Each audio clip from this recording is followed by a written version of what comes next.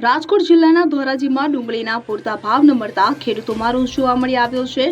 તો તળિયે બેસી ગયેલા ડુંગળીના ભાવથી ખેડૂતોને આર્થિક ફટકો પડ્યો છે. ગરીબોની કસ્તુરી કહેવાતી ડુંગળીએ ખેડૂતોને રાતા પાણીએ રડાવ્યા છે. ધોરાજી પંથકમાં ખેડૂતોએ માવઠું, અતિવૃષ્ટિ જેવી આકાશી આફતોનો સામનો કરી આર્થિક નુકસાન વેઠ્યું અને બાદમાં ખેડૂતોને એવી આશા હતી કે સારા એવા ભાવ મળશે તેવી આશાએ ડુંગળીનું વાવેતર કર્યું હતું. ખેડૂતોએ વાવેતરથી લઈને ઉત્પાદન સુધી 1 વીઘા દીઠ 20 થી 25,000 રૂપિયાનો ખર્ચ કર્યો અને જ્યારે ડુંગળીનું ઉત્પાદનનો સમય આવ્યો તો માવઠું પડ્યું કે જેને કારણે 30% વધુ પાકને નુકસાન વેઠવાનો વારો આવ્યો અને હવે પૂરતા ભાવ મળી રહ્યા નથી. ત્યારે આમ તો ખેડૂતોનું કહેવું છે કે જાણે કુદરત અને સરકાર બંને ખેડૂતો ઉપર ઉઠી હોય એવું લાગી રહ્યું છે. એક તરફ આકાશી આફતોને કારણે ખેડૂતો હેરાન છે, આર્થિક નુકસાન વેઠી રહ્યા છે, ત્યારે બીજી તરફ હાલ માર્કેટિંગ યાર્ડમાં ડુંગળીને લઈને આવતા ખેડૂતોને ડુંગળીના પોષણક્ષમ ભાવ નથી મળી રહ્યા. હાલ ખેડૂતોને માર્કેટ યાર્ડમાં ડુંગળીના પ્રતિ મણ દીઠ રૂપિયા 100 થી 175 મળી રહ્યા છે. ખેડૂતો આ ભાવને અપૂરતા ગણાવી રહ્યા છે.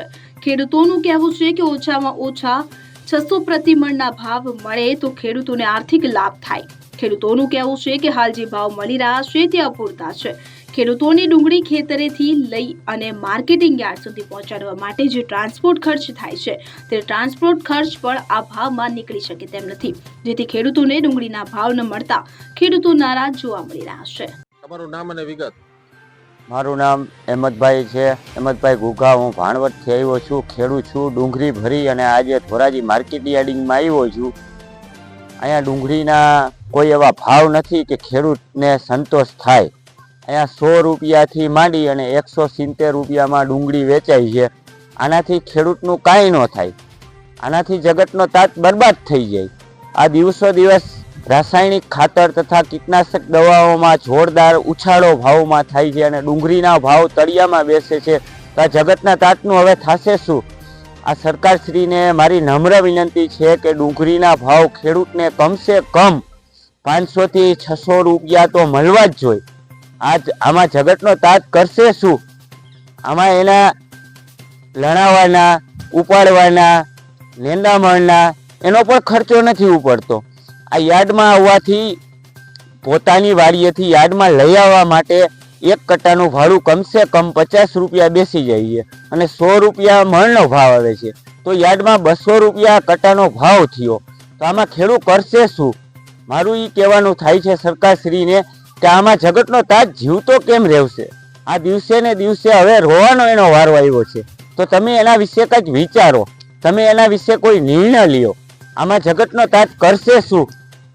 શરૂઆત મારું નામ વિનુભાઈ શાંતિભાઈ ડોગરિયા બોલા છે. આ 150ના ભાવની ડુંગળી જાય ખેડૂતને પોસાય જ નહીં. આશરે ઓછામાં ઓછો ખર્ચો 15 થી 20,000 રૂપિયા વીઘે થયો છે. 150 રૂપિયા આ ડુંગળી જાય પોસાય નહીં ખેડૂત. 70 રૂપિયા તો ખાલી 60 રૂપિયા તો આવડા કટ્ટો ખાલી ભરવાની મજૂરી થઈ કાપી. એ છતાં નિંદામણ એ બધી નોખું. કેવા ભાવ મળવા જોઈએ? ભાવ ઓછામાં ઓછા 450 થી 500 મળે ને તો જ ખેડૂતને પોસાય. અત્યારે ભાવ મળી રહ્યા છે એનાથી ખેડૂતો કેવાક નારાજ છે? નારાજ તો હોય જ ને આમાં ખેડૂત.